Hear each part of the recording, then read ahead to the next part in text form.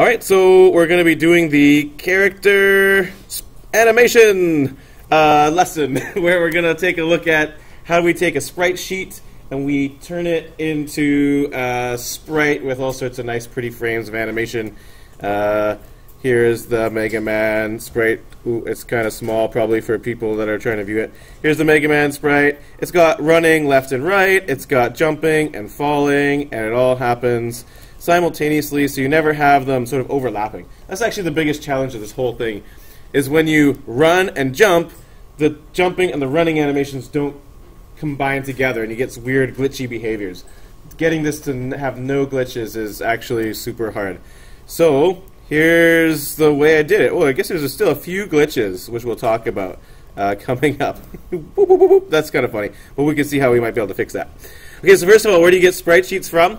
Unfortunately, at the school, the best resource is blocked. So if I go over here, here's a Google search for Sprite Sheet.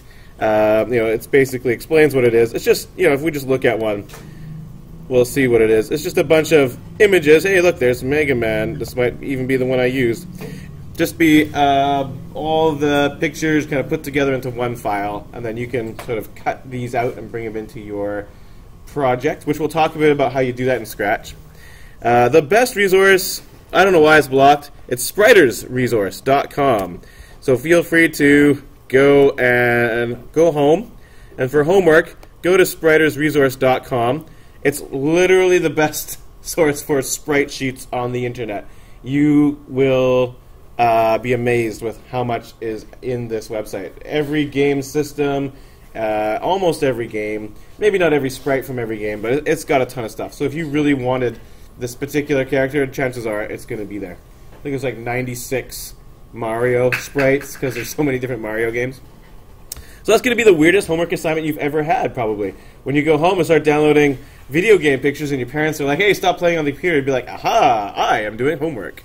And that'll be fun. So that's that. What do you do with a sprite sheet once you have it? So unfortunately, you don't just import the entire sprite sheet into Scratch. Like if you tried to take that whole picture and bring it into Scratch, it's going to get shrunk down. I'm not sure what the dimensions of this picture are, but I'm pretty sure it's bigger than our Scratch screen, and for most sprite sheets that's the case. If you try to import the entire sprite sheet, everything will get shrunk down, the quality will be reduced, and it'll just look very blurry. So you can see like this Mega Man character, you can see the pixels are really sharp, everything is the way Nintendo intended it, and to do that I had to cut out, I wouldn't necessarily cut out each individual picture, but small chunks of the costumes, and I just used Paint to do that. It's pretty easy to do it in Paint. We just select a small group of costumes and bring in like maybe 3 costumes at a time or something. Do you guys want a demonstration of how I do that with Paint, or are you good to use Paint? How many people would like to just see how I do it in Paint? Few people? Okay, sure. That's enough. If one person put their hand, I would do it. So let's grab a picture. Let's grab this one. View image. Oh, will it be blocked? No. Yes. I'm so happy. So I'll save this picture. One thing to be aware of, there are bad sprite sheets out there. Wow, that's a terrible name for a sprite sheet. That really rolls off the tongue. Ugh, let's call it Mega Man, maybe. Sprites. So you do want to make sure that the background color is all one color, because then you can change that to be transparent. You don't want to have like a rainbow of colors behind there. It'll be complicated. So I'm going to open this up in Paint. Oh, that's a lot of things to look for. Mega Man. Oh, no, these are the sprites that I actually did the work to do. So, try again. Mega Man sprites. There we go. So I'll open this up in Paint. And notice I'm not using Photoshop. Actually, there are fantastic things you can do in Photoshop to split these into separate images. There's the splice tool.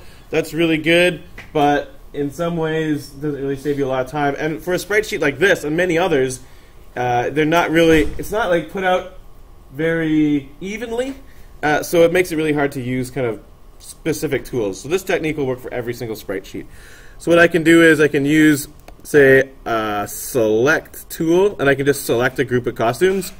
So maybe I want These ones right here, I don't know. I just do this as an example. I don't actually want these ones, but that's fine.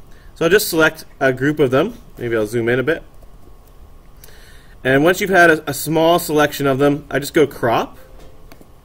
And then I just have these ones. And I don't save it, because otherwise I kill my previous image. I don't save over top of it, I should say. But I will save this as a new file. So I go File, Save As. It doesn't. I guess it does matter to be a PNG, just so it doesn't compress and lose some colors. And then I'll just call this. It doesn't really matter. Whoops! I'll zoom out. It's like Mega 1 or something. And transparency will be lost. That's okay because we don't have any transparent pixels. We're going to leave that for Scratch to do because Scratch does a really good job of making things transparent.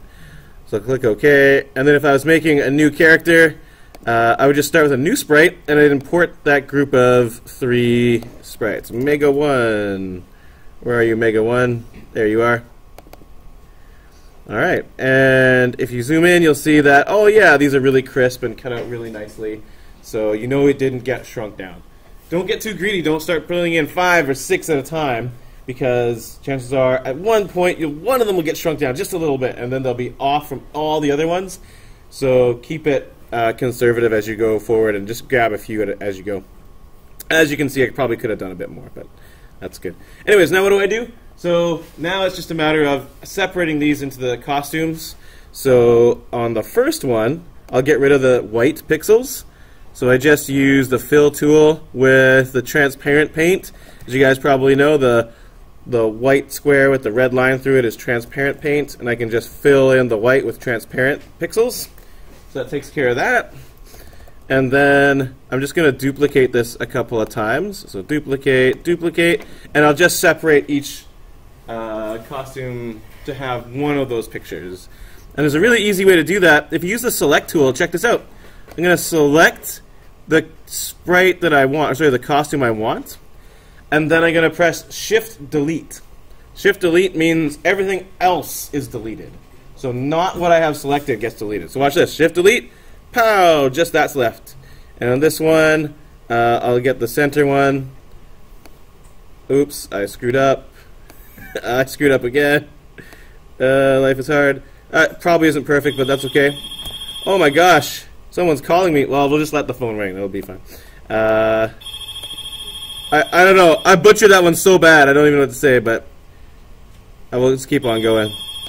So the bottom one is the last one to do. Shift Delete, and there we go. So there's a problem though with these sprites. If I was to do the animation, like watch what happens over here as I go through the sprites. I can click. 1, 2, 3. It's like teleporting all over the place. Why is that? What's wrong? Allie. Yeah, the costume center. You got it. So what we do is we can take the costume center and just line them up. And you got to line them up really carefully. If it's even off by just a bit, it's going to be bad. So you have to do a little bit of experimentation. Probably want to zoom in, not just with Windows Zoom, but with Scratch Zoom, and find something that'll line it up really nicely. I'm not going to do a super good job of that. I'll let you guys kind of do that effort to figure it out. But the more effort you put into it, the better. I put it on his chin. I don't know. Is that going to be a good place for it? Probably okay. But is it perfect? Hard to say. This sprite's just messed, so I don't know what to say about that. There we go. This one. Whoa, that one's way off. I'll put it, roughly here. And then a really good way to check to see if you've got it perfect is to enlarge the sprite a significant amount. So I'm going to set the size. One of these things. Not sounds. I don't think sounds would set size. Set color. Set size. There we go. To some ridiculous number, like 400%. So it's nice and big. And then just cycle through. Just go 1, 2. Well, you can't really tell with that one because it's broken. 3. So comparing this one to this one, do you see how it shifts kind of diagonally down to the bottom right? So I got it off by a little bit. So I had to go back and just line them up a little bit better. The more work you put in to line them up, the better it'll look in the long run. Does it have to be 100% perfect?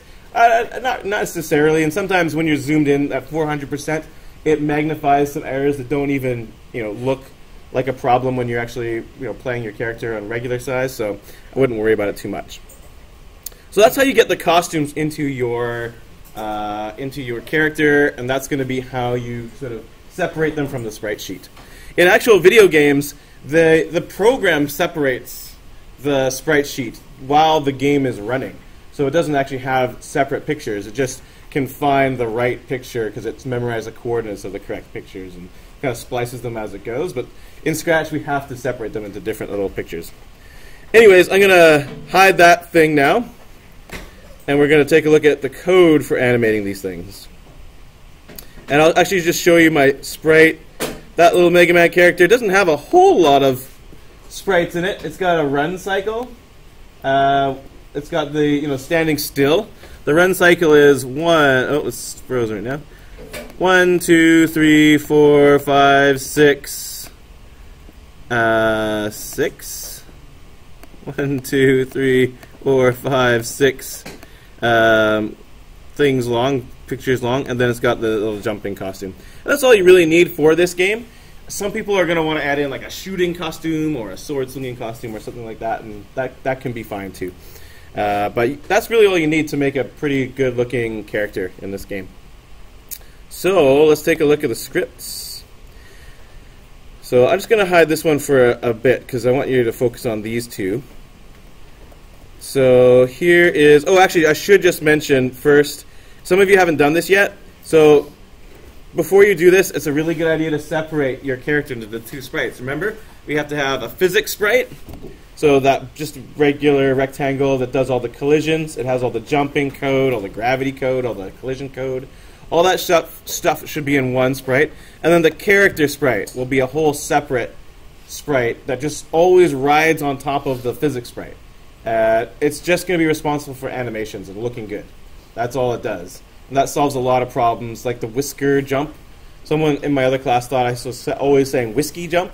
I don't know what a whiskey jump is, but it's like, like when the cat would land on its whiskers, and like that didn't look good at all. That didn't make sense. So that solves that problem. Also, it's going to simplify things. You can't break your physics when you go to make your character, animate. So it's a good idea to do that separation. So here's the.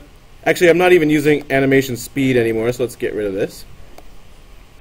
So there's a frame variable you're going to create. The frame variable represents what frame you're on in your animation.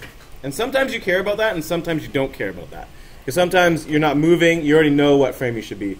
But when you're running, that frame variable will keep track of which of those costumes in the run cycle you're on. So that's the point of the frame variable. And I started at 2 because that's where the running animations start. And then here's a forever loop. So what I do is I always go to the physics sprite. So that's what makes this character animation sprite always follow the physics sprite. So you're going to have to do something along these lines. I don't know what your sprites might be called something different, but that's what makes this animation always ride on top of the thing that does the jumping. And then we have a question here. Remember the falling variable? This is a while ago, like from before spring break, so I imagine some of you will have forgotten what it does. So falling keeps track of how long you've been falling for. And we originally intended it to be the thing that will prevent us from double jumping. But we can also keep track of, how long have we been in the air? If we've been in the air for a while, well, we should probably make the character switch to its jumping picture, its jumping costume. And that's exactly what this does. So when I say falling is less than 3, that means I'm on the ground. It's essentially what it means. So if I'm on the ground, then I should be doing stuff involving either running or standing. So that's what this is here. So I'm switching to the appropriate costume for whatever frame I'm on. Oh my gosh. Can someone answer the phone, by the way? Thanks, Christy. Just let them know that I'll call them back in a minute. Just ask them who they are.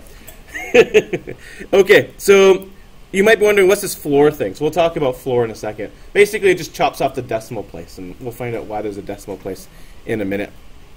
So that's what happens if we are on the ground. We're going to be switching to a particular running or standing still animation. Oh, okay. Edward, you want to head down to the counseling office? Thanks. And then over here we have the other possibility. So what else could be happening? Well, if we're if falling is greater than 3, that means we're flying in some way, either we're falling or we're jumping. So that's where we switch to the jump animation. So right here, this is us jumping. I'll even write that in as a comment. Jumping. I'm trying to do things. There we go. So that's us jumping. And over here, I'll add the comment. This is us either, oh, caps lock. Either running or standing. So that's, oh, thanks comment for getting cut off. I guess I could just switch that to be running / standing.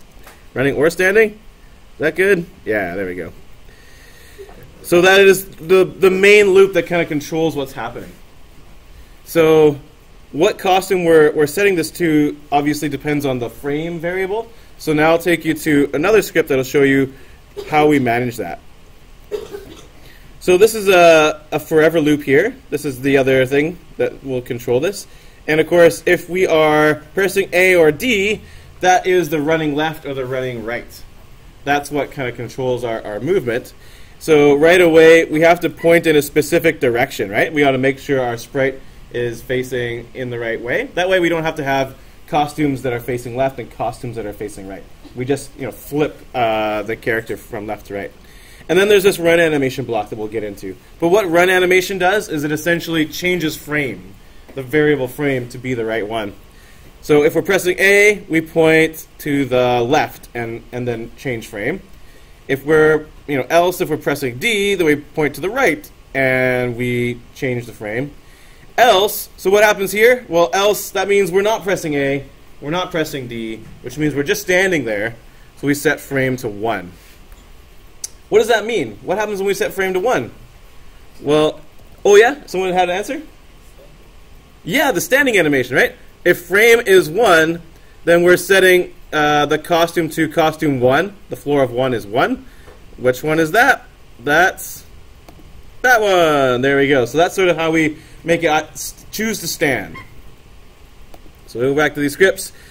If we're not touching keys, either left or right, then we're standing. So I'll add a comment to that. There we go. So we're standing. And by the way, these comments are great to add to your own code to remind you. Say you go away for spring break. Should have told you this before spring break, eh? And you come back and you're like, whoa, look at all these things that I don't know how to do. So adding in comments is really helpful. Sorry, I should have told you that before spring break.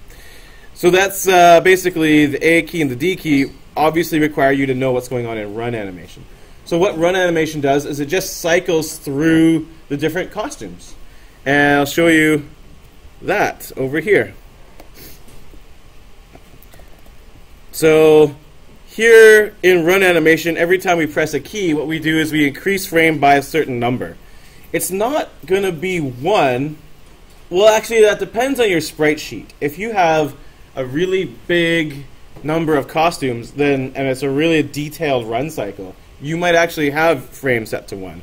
But this is how much we're going to change frame by. And I'll show you what happens when we change this number. I'm going to change it to 1. So then every time we run, we're going to increase it by 1 every time. What do you think is going to happen? Any idea? Allie? Yeah, it's going to run super fast. You got it. So let's see what happens. We'll zoom in. We'll go over here. Blah, blah. It's like super hyper, right? It's going through one costume every frame of animation that's possible in Scratch, right? It's going as fast as it can, which is too fast.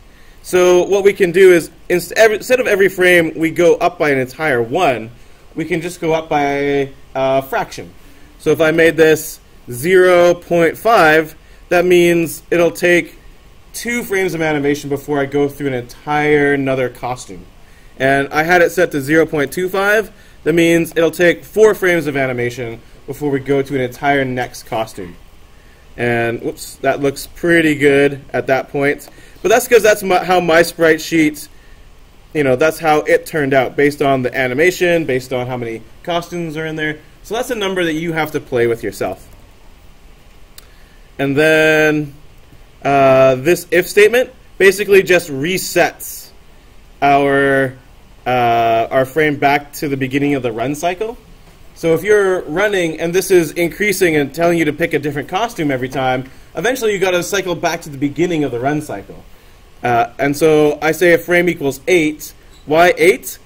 There's not 8 costumes, right? There's 6 costumes, but the last costume is number 7, and then costume number 8 is the wrong one. So if I get to 8, I know I've gone too far, so then I reset it. If I get to 8, I reset it back to 2, which is the first running costume.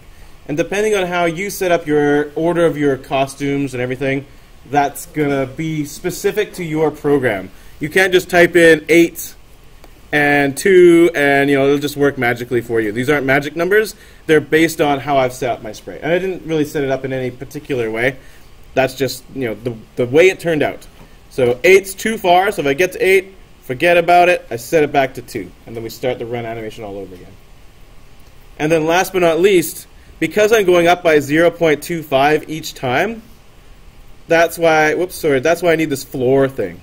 Because you can't switch to costume, 2.25 or 2.5. There's no such thing.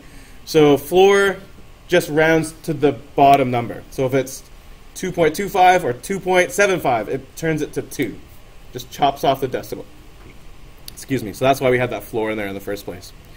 So the changing by 0.25 just allows you to get the speed right for the animation. You can just play with those numbers until you get a good one. Don't use awkward numbers though. If you use 0.333 repeating or something, you might get into some weird situations. So try and keep them as numbers that will easily add up to 1. 0.2, 0.5, 0.25, and see how that works for you. That's basically it. That's basically it right there. So just a quick review. Our sprite always has to go to the physics sprite, right? So that they match up. The falling variable we already used to make sure we don't double jump. So we'll use that to see if we're either on the ground, so we should be running or standing, or we're jumping. So we just set it to that single jumping costume. This could be a little bit more complicated if you have separate jumping and falling animations. You could split that into another if-else. And then look at your Y velocity to see if you're going up or going down. And then, of course, if you're running or standing, that's a little bit more complicated. So in this script, we make the decision of whether we're running, so we're pressing A or D, or if we're standing, in which case, we're just setting frame to 1 because we're not doing anything. And then when we're running, we're just going to change frame by some fraction, probably, and that fraction is going to be up to you. If we go beyond the run cycle set of costumes, we set it back to the beginning. And that's that. Kind of complicated, I know. How do you guys feel about that? Any questions? Do you think you could put this together for a Sprite sheet for yourself if you watch the video and take a look at things? Does this look doable? Yeah? All right. So what I'll do is I will stop the video. Thanks for watching. Anybody got a YouTube video they want to pitch out there? Anyone got a YouTube channel you're trying to monetize? No? Nobody? Oh. Ricky Rister. Check that one out. That's one of my advanced programming / AP computer science students. He makes his own music and stuff. He's really cool. Okay. There we go. We're done.